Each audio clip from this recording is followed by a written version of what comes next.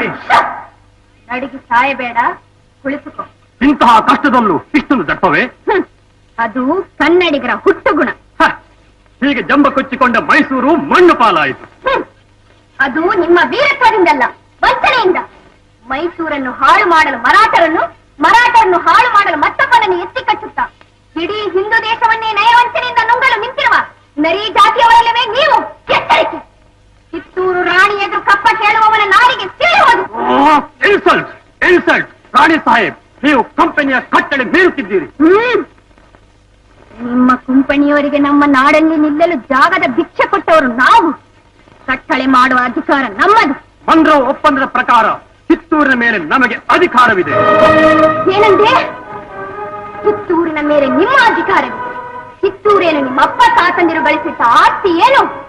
ಎಂದಲು ನಾಯಿಗಳಿಗೆ ರೊಟ್ಟಿಯನ್ನು ಚೆಲ್ಲಿ ಅಂಜದೆ ಮನೆಯೊಳಗೆ ನುಗ್ಗಿ ವಂಚನೆಯಿಂದ ಕೊರಳು ಕೊಯ್ಯುವ ಸ್ವಭಾವ ಕನ್ನಡಿಗರದಲ್ಲ.